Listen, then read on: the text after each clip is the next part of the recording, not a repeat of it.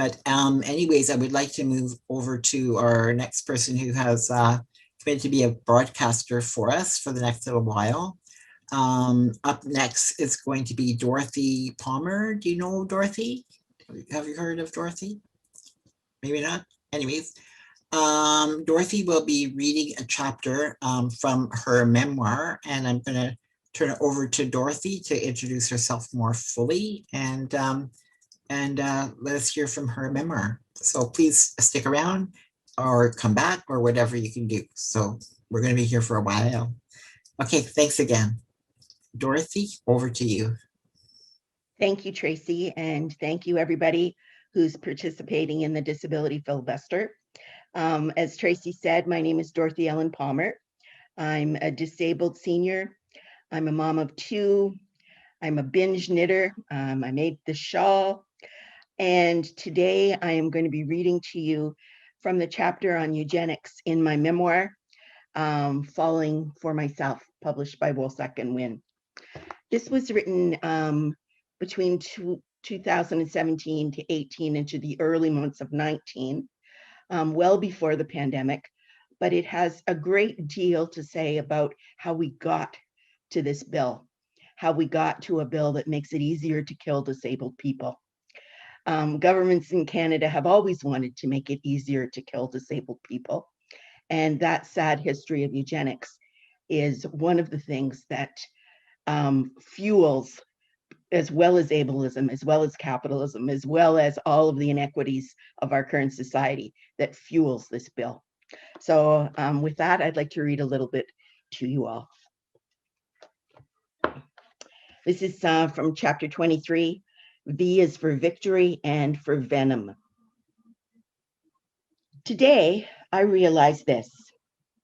Some people want me dead. It's not a realization I faced easily.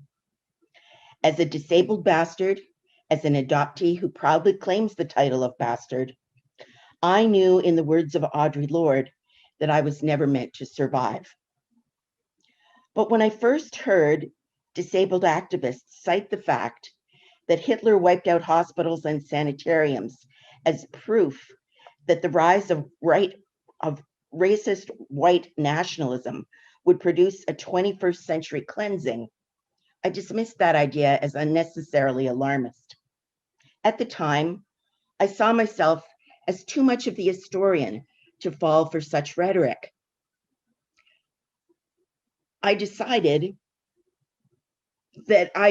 Eventually I decided this. Euthanasia is the murder of living human beings.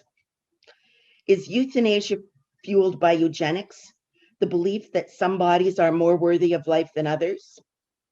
It took multiple repeated examples in the news to convince me that I had personal reason to fear eugenics.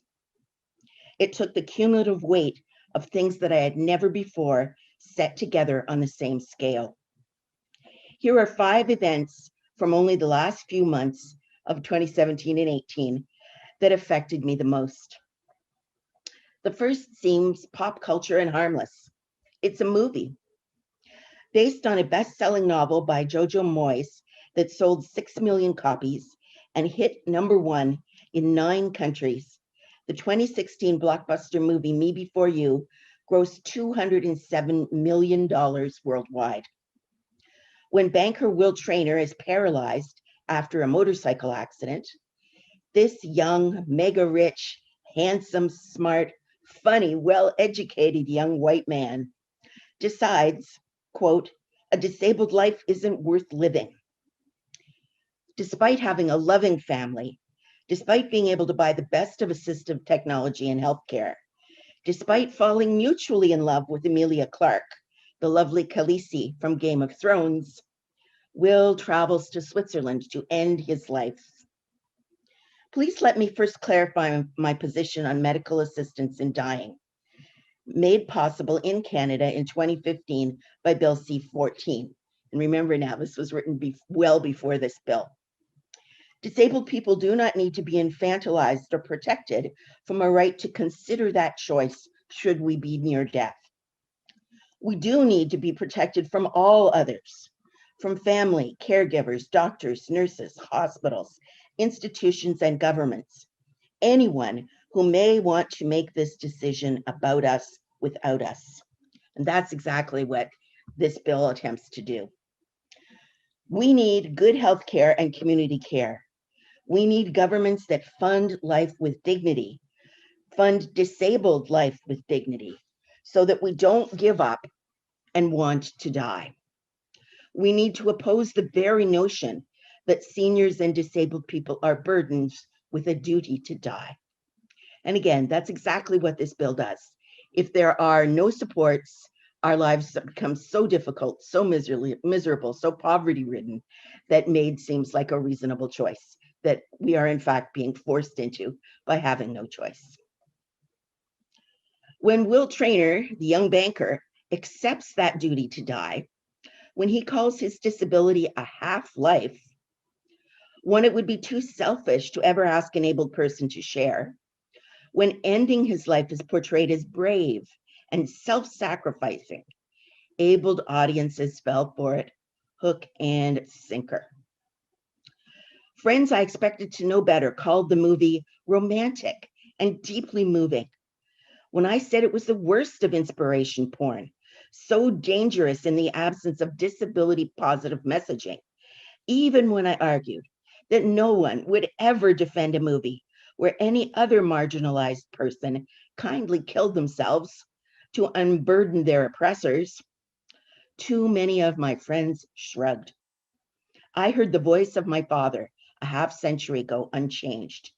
It's, quote, better to put someone like that out of their misery. I heard what fans were really saying. If a life of privileged disability isn't worth living, how can ordinary disabled lives possibly be worth living? There is but one Sherlockian conclusion to ableism. They aren't. On July 26, 2016, in Sagamihara, Japan, 19 disabled people were stabbed to death by a former employee of a residential care facility. He wanted disabled people dead because it would be, quote, good for the country to be rid of the burden. Some in Japanese media called their worst massacre since World War II a hate crime. Canada called it heart-wrenching. They called the murderers clearly deranged. Even my most work friends, quick to see the hypocrisy that any murderer of color is a terrorist, while any white mass murder is simply someone with mental health issues, they told me I was overreacting to call this mass murder an act of ableist hatred. On social media, disabled people feared and mourned alone. This attack got none of the attention of Charlottesville, Paris, or Orlando. There were few hearts and prayers, no Twitter campaigns. When I posted about it, few of my friends could rouse enough empathy to even push an emoji button. That's when I got it. This is the apathy of abled privilege. When disabled people are murdered, abled people shrug. I felt the punch of a similar hand in the 2017 story about a home for unwed mothers in Tuam, Ireland. For 3 decades, the same Catholic Church that shielded pedophile priests and tossed bastard babies into unconsecrated, unmarked mass grave. In the sewer system, 800 of them, babies just like me. Godly nuns chucked into the garbage, whether we were dead or not. Apparently, bastard burdens, like disabled burdens, are not meant to survive. This fourth example hit closest to home, knowing I will soon have to live in one. My former Western roommate comes from a farm near Woodstock, Ontario. I've always equated the best of small town Ontario with her generous and compassionate United Church faith. In June of 2017, Woodstock nurse Elizabeth Westflower pleaded guilty to 8 counts of first-degree murder. For over a decade, in 3 different care facilities, she'd been deciding that disabled senior lives weren't worth living. Like all terrorists, She claimed to be doing the Lord's work. As quoted in the Toronto Star of June 1st, 2017, God called her to kill Michael Priddle, 63, because, quote, Huntington's is a terrible disease. And the surge that she felt telling her to kill him, quote, must be God, she said, because this man is enjoying his life at all.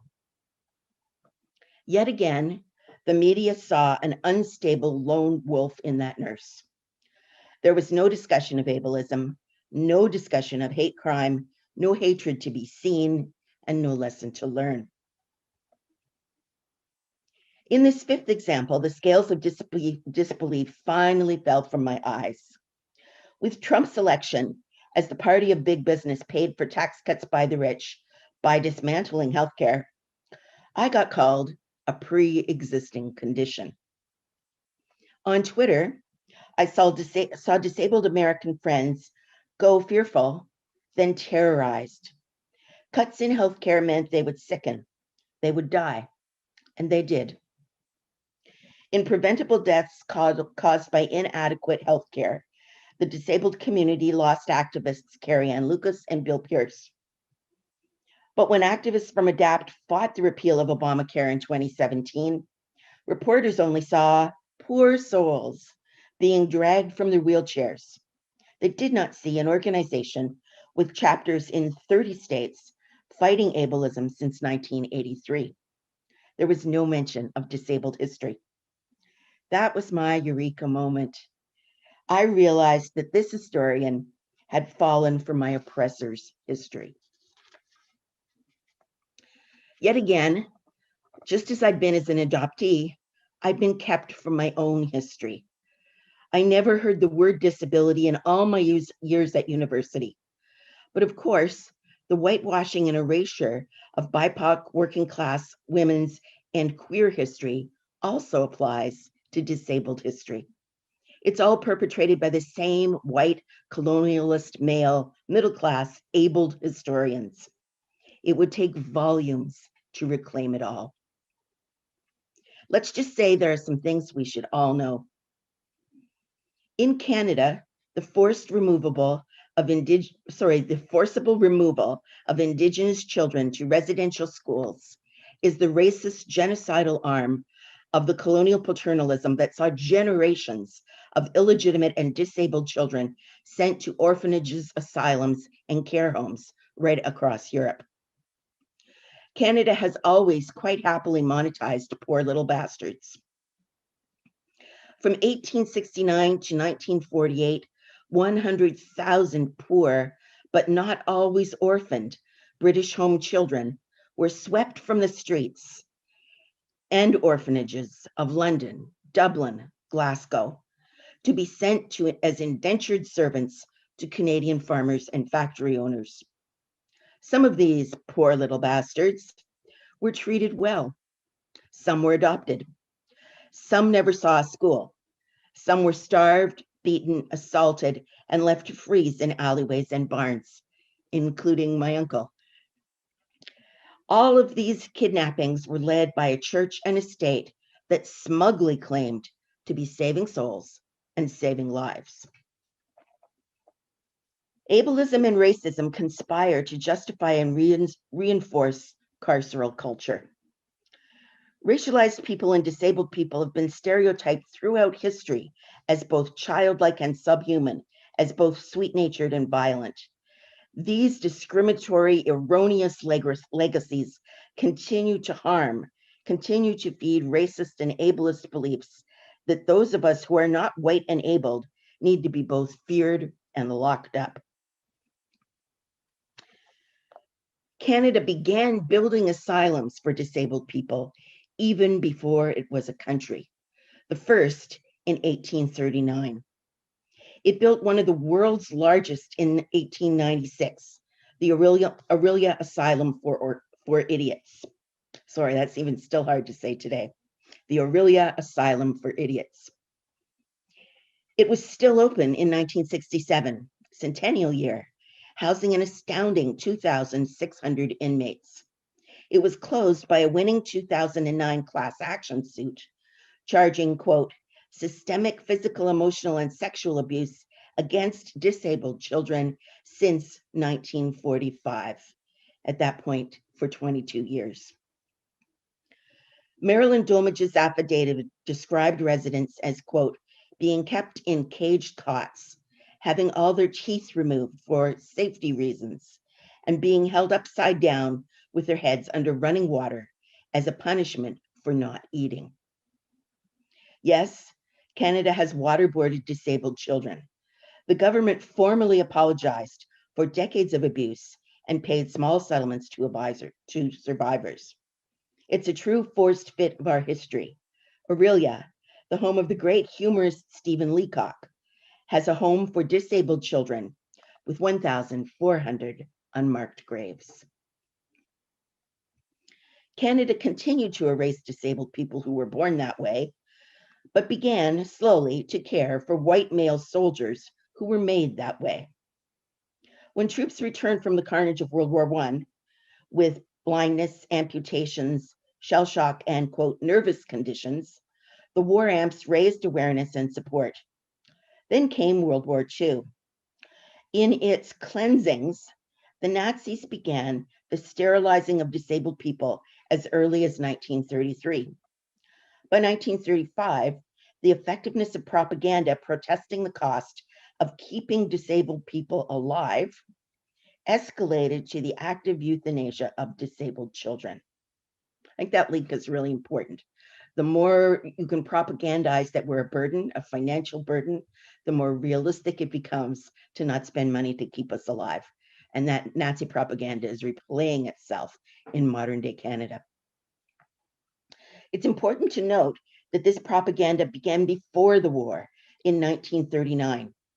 The wartime Nazi euthanasia program, Action T4, eliminated, quote, life unworthy of life. In Schönbrunn, it ran the mass gassing of the entire population of 900 patients in a hospital for, quote, the mentally defective. Action T4 murdered 100,000 disabled people, bringing the pre-war and wartime total to the murder of some 360,000 disabled lives. We all need to know that the eugenics movement was not confined to Germany. As a term invented in France in 1883, meaning good in birth or noble in heredity, eugenicists sought to ensure the selection of the fittest. Churchill, Roosevelt, George Bernard Shaw, and Helen Keller all supported some eugenics goals. In 1919, U.S. high school teacher turned eugenicist Harry Hamilton Laughlin advocated the compulsory sterilization for what he called the 5 Ds. All the degenerate, deficient, dependent, delinquent, and defective. Many states passed legislation based on his criteria. As the head of the Eugenics Record Office, Laughlin testified to Congress on, quote, the extra levels of insanity in immigrants. This resulted in restrictions to the Immigration Act of 1924, and in 1936, he won an honorary degree from Germany for, quote, the science of racial cleansing. Formed in 1930, the Eugenics Society of Canada had many prominent members, including 4 of the famous 5 feminists in the Person case: Emily Murphy, Louise McKenney, Irene Parbury, and Nellie McClung. From 1928 to 1972, the Alberta Eugenics Board sterilized 2,800 unfit women and children. Without their consent, it disproportionately sterilized Indigenous women, incorrectly deemed to be mentally unfit, quote. Again, it took a court case, that of Liliane Moore, to bring this atrocity to light. Ontario and BC passed similar sterilization acts. Forced sterilization wasn't banned in Canada until 1986 and may still continue illegally today. In the Canada of 150, celebrations of 2017, settler Canada celebrated the state it built on the backs of marginalized people.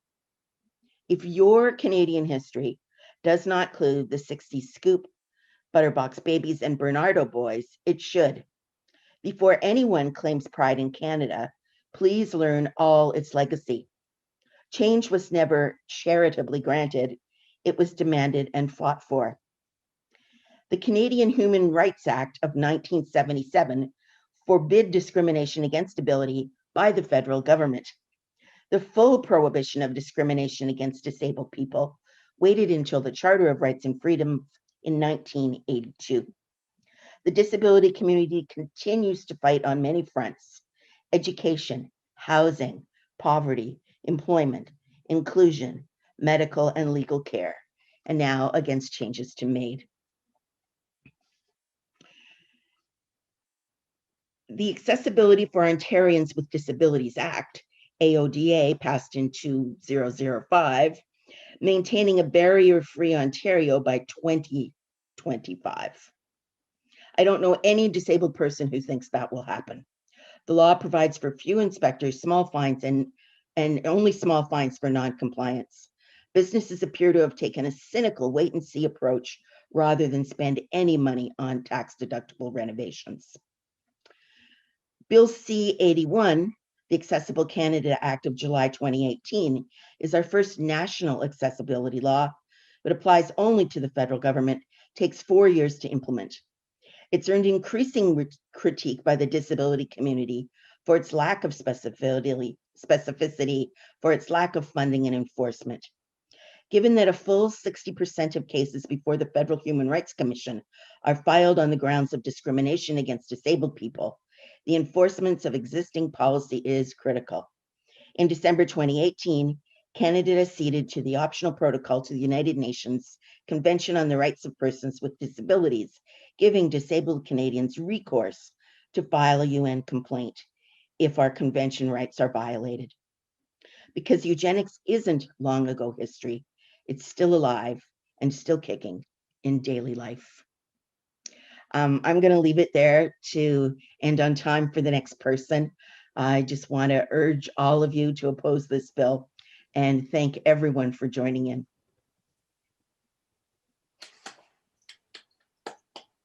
Thank you.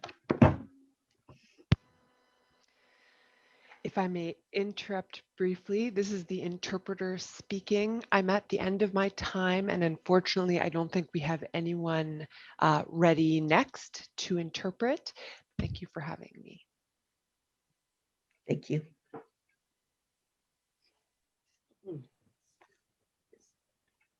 Okay, thank you, Marianne. And I will investigate, Tracy, but you carry on. Yes, I unfortunately I've got a job right following this that I have to make it to. Maybe there is someone arranged that I'm not aware of, but my understanding was that Danica finished and then I just worked this last hour myself, but I don't know if there's anyone planned after. Okay.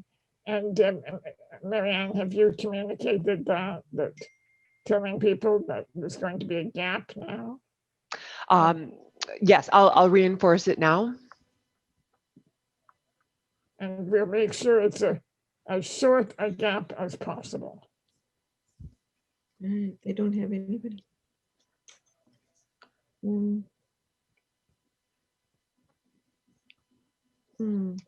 Okay, thank you. Okay.